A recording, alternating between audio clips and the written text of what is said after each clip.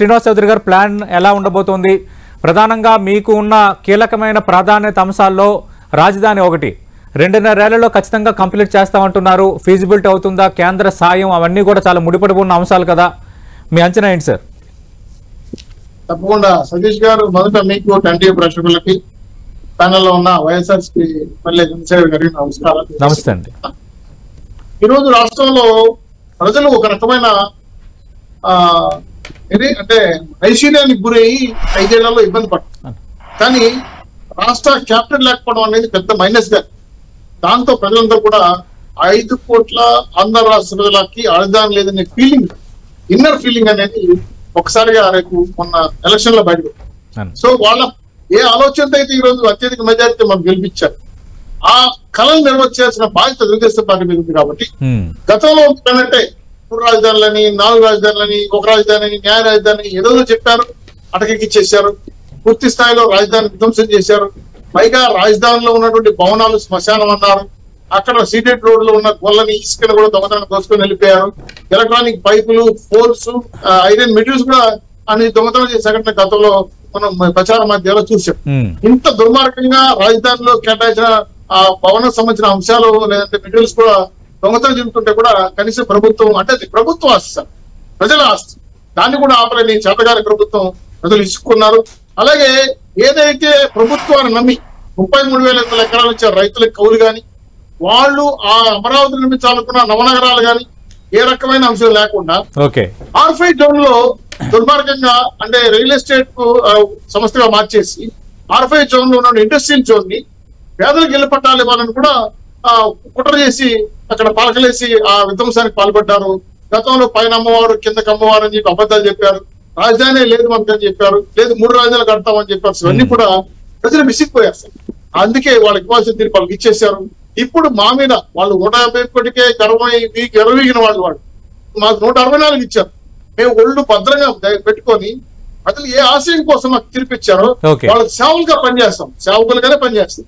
కాబట్టి double engine సర్కార్, కేంద్ర ప్రభుత్వం కావచ్చు, రాష్ట్ర ప్రభుత్వం కావచ్చు.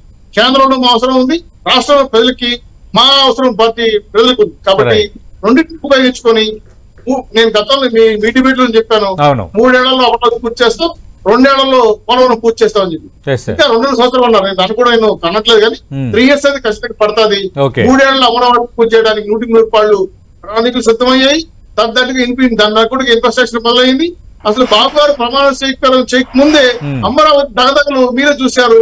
బ్రహ్మాండ కళ్ళు మెరుగుట్టే విధంగా ఒకలేడు టింగిల్ క్లీనింగ్ చేయడం కానీ, రోడ్లు వర్క్ చేయడం కానీ, డ్రైవర్ వర్క్ చేసుకోవడం కానీ, డ్రైవర్ స్టార్ట్ చేయడం కానీ. సో టోటల్ ఏంటంటే ఆంధ్రుల అంటే హక్కుగా భావించేది, ఆంధ్రులు మానసికంగా శారీరకంగా ఈ మన రాజ్యాన్ని నమ్ముకునే వాళ్ళ రాజధానిని పూర్తి పూర్తిగా బాధ్యత తీసుకుంటాం.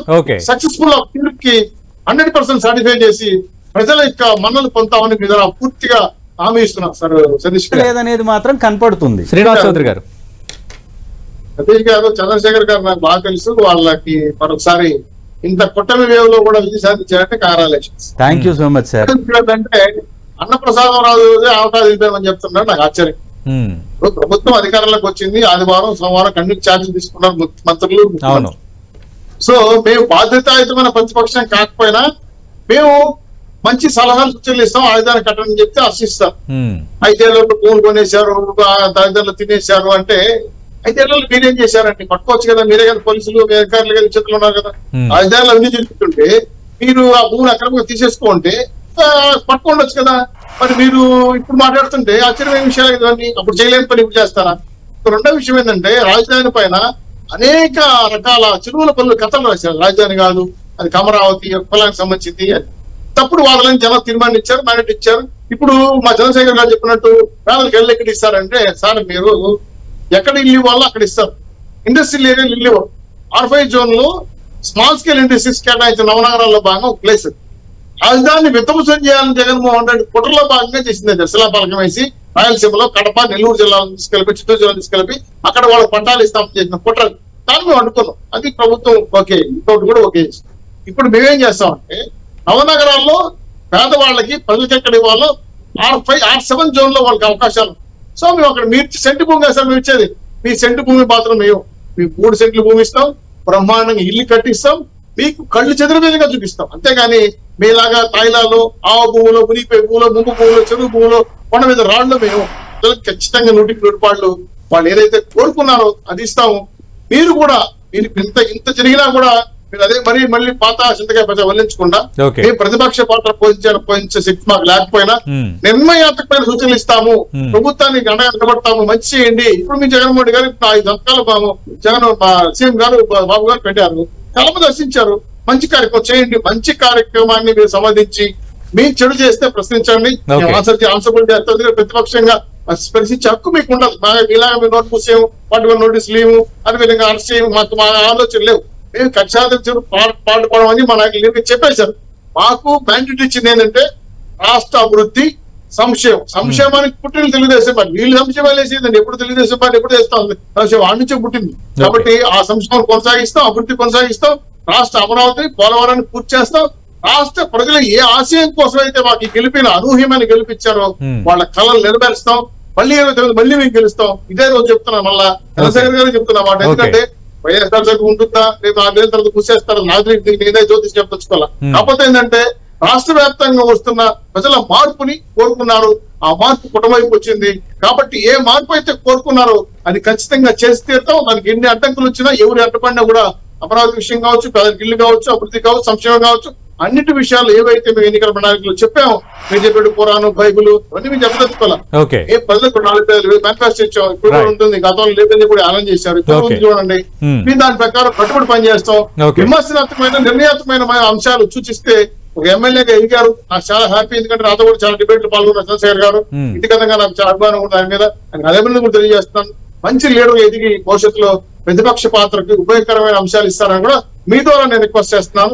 భవిష్యత్తులో పార్టీ పరంగా కాకుండా ప్రభుత్వ పరంగా ఏం చేసినా ఎవరైనా సరే సమాధానం చెప్తాం. నిలయండి, ఈ ప్రజల సర్కారు, ప్రజల ప్రభుత్వం కాబట్టి ప్రజలకు అనుగుణంగానే పనిచేస్తామని పూర్తిగా 100% చౌదరి గారు. మాది మారిన ప్రభుత్వము అంతా బెటర్ గానే ఉందంటున్నారు, కానీ కొన్ని అధికారుల పట్ల వ్యవహరిస్తున్న తీరుపైన వైఎస్ఆర్ కాంగ్రెస్ పార్టీ అభ్యంతరం వ్యక్తం చేస్తుంది. రెండోది, అమరావతికి సంబంధించి నిర్మిస్తామంటున్నారు, మంచిదే, మేము కూడా వాచ్ చేస్తాము. తప్పిదాలు ఉన్నప్పుడు గతంలో వచ్చిన ఆరోపణలను మేము ఇప్పటికీ లేవనెత్తుతూనే ఉంటామంటున్నారు చంద్రశేఖర్ గారు. చాలా సంతోషం. ఆయన శాసనసభ్యులు అయ్యారు, శాసనసభలో కూడా మాట్లాడొచ్చు. రెండు అధికారుల పట్ల మేము ఉండడానికి కారణం ఏంటంటే కాలకూటమి విషయాన్ని అమ్మిన సరుకుల్ని జనాలతో అమ్మి జనాలు ఆరోగ్యంతో ఆడుకున్న వాళ్ళు, ల్యాండ్ శాండ్ మైన్ కి దుర్మార్గంగా నేషనల్ ట్రిబ్యునల్ ముట్టికాయలు వేసినా కూడా దుర్మార్గంగా దోసేసిన అధికారులు, ఇవన్నీ వాళ్ళు తప్పులకి పరాకాష్ట. నేను అదేంటే శ్రీలక్ష్మి గతంలో రాజశేఖర్ చిన్న మాట శ్రీనివాస్ గారు 2014 నుంచి 19 వరకు మీరు పరిపాలన సాగించిన తరువాత ప్రజలు మీకు 23 సీట్లు ఇచ్చినప్పుడు కూడా ఇదే విధంగా మిమ్మల్ని అనుకోవాలా? మేము ఇదే విధంగా అనుకోవాలా?